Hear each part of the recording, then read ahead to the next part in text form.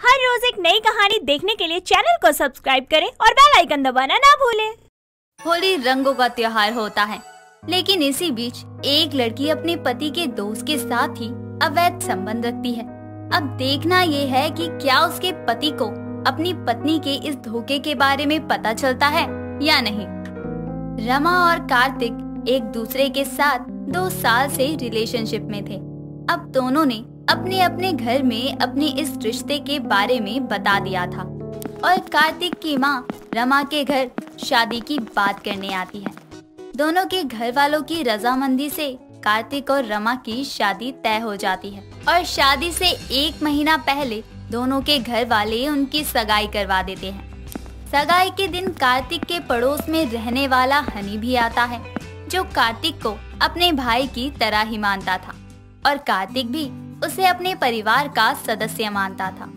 सगाई के दिन कार्तिक हनी को रमा से मिलवा कर कहता है, हनी, ये तुम्हारी होने वाली भाभी है और रमा ये है मेरा भाई जैसा दोस्त हनी, जिसे मैं अपने परिवार का हिस्सा मानता हूँ। अरे वाह कार्तिक, तुम्हें कहाँ से मिल गई ये? और भाभी, आपको इसमें ऐसा क्या पसंद आया जो आपको इसी से शादी करनी है? एक बार यहाँ वहाँ नजर घुमा लेते, हम भी तो कुंवारे हैं अभी तक। अरे नहीं नहीं हनी जी, मुझे तो यही चाहिए, क्योंकि मुझे नहीं लगता कार्तिक जैसा इंसान मुझे कहीं और मिलता। अरे ऐसा क्या खास है इनमें जो हमारे अंदर नहीं है? बहुत सी खासियत है इनके अंदर, बताने बैठी तो रात गुजर जाएगी। तो क्या हुआ भाभी जी, हम तो वेले ही बैठे हैं, बता दीजिए, हम सुन लेंगे। लेकिन हम वेले नहीं है ना तुम्हारी तरह। जाओ जाके ना काम में हाथ बटाओ सबका। इतना कहकर कार्तिक हनी को वहाँ से भगा देता है, जिसके बाद कार्तिक और रमा आपस में बातें करते हैं। यूं ही कुछ दिन और बीत जाते हैं और अब समय आ गया था कार्तिक और रमा की शादी का। यहाँ दोनों और शादी की तैयारियां शुरू हो गई थी। इसी बीच अब हल्दी के समय कार्तिक की माँ हनी को बुलाकर कहती है, हनी बेटा, हमारे खानदान में रस्म होती है कि शादी की हल्दी लड़के वालों की और लड़के का भाई ही लेकर जाता है दुल्हन के घर। लेकिन कार्तिक के अलावा मेरी कोई औलाद नहीं है और हम सब तुम्हें ही अपने बेटे की तरह मानते हैं, तो इस रस्म को तुम्हें ही करना होगा। अरे माँ जी, इसमें कहने की या पूछने की क्या बात है? बस एक बार कह देती आप कि आपको ये काम करवाना है और मैं तुरंत कर देता। चल ठीक है, आगे से नहीं पूछूंगी, बस काम बता दिया करूंगी। आप खुश? हाँ, यही चाहिए बस। ठीक है, आप मुझे सब सामान दे दीजिए, मैं भाभी के घर वो ले जाऊंगा। इतना कहकर हनी कमला से शगुन का सामान ले जाता है और रमा के घर चला जाता है और रमा उसे अपने घर पर देखकर कहती है, अरे तुम हनी हो ना, जो मंगनी वाले दिन मिले थे?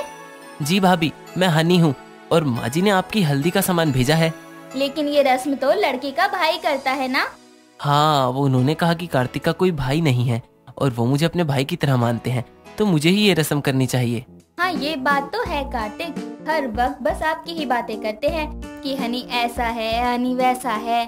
अरे ऐसा कुछ नहीं है भाभी जी, वो तो बस उनका दिल अच्छा है। इतना कहकर दोनों और कुछ देर तक बातें करते हैं, फिर हनी वहाँ से चला जाता है।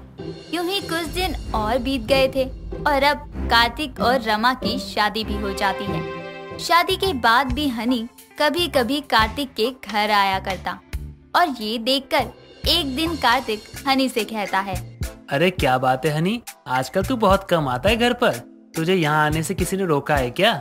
अरे नहीं कार्तिक, ऐसी कोई बात नहीं है, बस वो मैं यूं ही नहीं आता। अरे क्या बात है, बता ना। वो मैंने आना बस इसीलिए ही कम कर दिया है ताकि बाहर के लोग ये ना कहें कि शादी से पहले तो इसका घर में आना ठीक था, लेकिन अब जब तुम्हारे घर में एक बहू आ गई है और मैं रोज आऊंगा तो लोग कहीं ना कहीं गलत समझ लेंगे कि मेरी भाभी पर बुरी नजर है। अरे बस इतनी सी बात, तू ना कुछ ज्यादा ही सोचने लगा है आजकल। तुझे और हमें बाहर वाले लोगों से क्या लेना देना, हमें पता है कि तू ऐसा कभी नहीं कर सकता है। और बात रही दूसरों की, उनके बारे में हम क्यों सोचे? फिर भी भाई, लोगों को मुंह खोलने में देर नहीं लगती है ना। तू ना अब ज्यादा मत सोच, समझा ना। चल मेरे साथ नाश्ता कर, मैं भी नाश्ता करने ही जा रहा था, आज तेरी भाभी ने बनाया नाश्ता। इतना कहकर दोनों अब नाश्ता करने जाते हैं और यूं ही कुछ दिन और बीत जाते हैं। जनवरी जा चुकी थी, फरवरी आ गई थी। सभी लोग फरवरी के रोमांटिक दिन एंजॉय कर रहे थे, लेकिन रमा के साथ ऐसा नहीं था। वैलेंटाइन वीक के पहले ही दिन कार्तिक को उसके ऑफिस से कॉल आता है कि उसे काम के लिए पूरा 1 हफ्ता आउट ऑफ कंट्री रहना होगा। और ये बात जब रमा को पता चलती है कि कार्तिक 1 हफ्ते के लिए बाहर जा रहा है तो वो उससे कहती है, ये तो गलत बात है ना कार्तिक, अभी अभी हमारी शादी हुई है और आप हैं कि मुझे यहाँ छोड़कर बाहर जा रहे हैं, वो भी 1 हफ्ते के लिए। अरे तो मैं कौन से पूरे साल के लिए जा रहा हूँ, सिर्फ 1 हफ्ते की बात है, फिर आ जाऊंगा। लेकिन आज से वैलेंटाइन वीक शुरू है और मैं चाहती थी कि ये दिन हम दोनों साथ में बिताएं। अरे तो क्या हुआ यार, ये कोई पहली बार थोड़ी हुआ है, वैलेंटाइन वीक तो हर साल आता है, अगले साल मना लेंगे। इतना कहकर अब कार्तिक वहाँ से चला जाता है और रमा अपने कमरे में उदास बैठी रहती है। कार्तिक के जाने के कुछ देर बाद वहाँ पर हनी आता है, एक गुलाब का फूल लेकर, और रमा को प्यार से देते हुए कहता है, हैप्पी रोज डे भाभी जी। लेकिन ये क्या, आप इतनी उदास क्यों हैं? आज तो आपको कार्तिक के साथ बाहर जाना चाहिए था ना। कोई रोज डे वैलेंटाइन डे नहीं है मेरे लिए। अरे हुआ क्या है, आप इतनी गुस्सा क्यों हो रही हैं?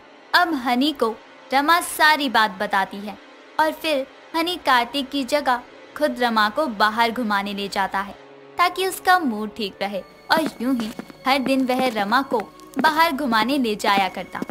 कमला भी उसे कुछ नहीं कहती, उसे लगता कि रमा कार्तिक के जाने के बाद उदास है तो हनी उसे खुश रहने में उसकी मदद कर रहा है। लेकिन कमला को इस बात का जरा भी अंदाजा नहीं था कि अब हनी और रमा एक दूजे के करीब आ रहे हैं। यूं ही 1 हफ्ता और बीत जाता है और कार्तिक वापस आता है, जिसे देखकर रमा भी खुश होती है। लेकिन इस बात से अब हनी खुश नहीं था क्योंकि रमा फिर से उससे दूर हो गई थी। एक शाम सभी साथ बैठे खाना खा रहे थे, तभी हनी वहाँ आता है और उसे देखकर कार्तिक कहता है, अरे हनी तू आ, चल खाना खा ले हमारे साथ। अरे नहीं, तुम सब खाओ, मैंने खा रखा है खाना। अरे तो क्या हुआ, आओ हमारे साथ भी खा लो खाना। चलो अब आपने कह ही दिया है तो खा लेता हूँ। और बता हनी, मैंने सुना है मेरे जाने के बाद तूने रमा का बहुत ध्यान रखा है। अरे नहीं, ऐसा तो कुछ भी नहीं है, बस आपके जाने के बाद रमा थोड़ी उदास रहने लगी थी। क्या कहा, रमा? मेरा मतलब है भाभी।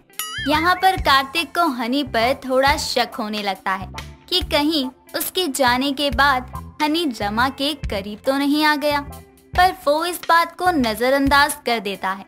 यूं ही कुछ समय और बीत जाता है और जिसके बाद अब होली का समय करीब आ गया था। सभी होली की तैयारियों में लगे हुए थे।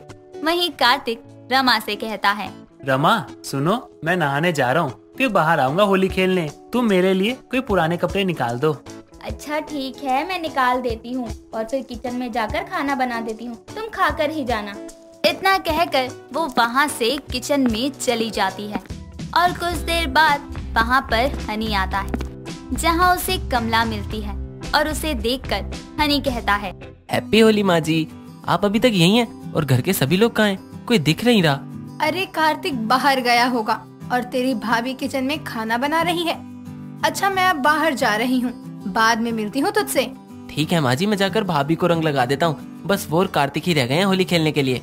इतना कहकर हनी वहाँ से किचन में चला जाता है और वहाँ जाकर रमा को कमर से पकड़कर गले लगा लेता है और फिर उसे रंग लगाने लगता है। दोनों एक दूसरे को किस कर ही रहे होते हैं कि तभी वहाँ पर कार्तिक आते हुए दोनों को किचन में एक साथ देखकर गुस्से में कहता है, हनी, रमा, ये सब क्या हो रहा है? कार्तिक की आवाज सुनकर दोनों घबरा कर अलग हो जाते हैं और कार्तिक गुस्से में आगे बढ़ता है और हनी का गला पकड़कर उससे कहता है, तेरी इतनी हिम्मत कैसे हुई मेरी बीबी के इतने करीब आने की? मैं तुझे जान से मार दूंगा। उसे छोड़ दो, मैं उससे प्यार करती हूँ। रमा कार्तिक को बताती है कि उसके जाने के बाद वो और हनी एक दूसरे के करीब आ गए थे और अब रमा उसके साथ ही रहना चाहती है। बेशरम, तूने पहले मुझसे शादी की और फिर शादी के बाद किसी और से अवैध संबंध बनाते हुए तुझे थोड़ी भी शर्म नहीं आई? दफा हो जा यहाँ से, दोनों के दोनों निकल जाओ मेरे घर से। आज के बाद मुझे कहीं नजर मत आ जाना, नहीं तो जान से मार दूंगा दोनों को। इतना कहकर कार्तिक रमा और हनी को अपने घर से बाहर कर देता है। दोस्तों, अगर आपको ये कहानी पसंद आई तो इसे लाइक करें, शेयर करें और कमेंट करके बताएं कि कहानी में आपको सबसे अच्छा क्या लगा।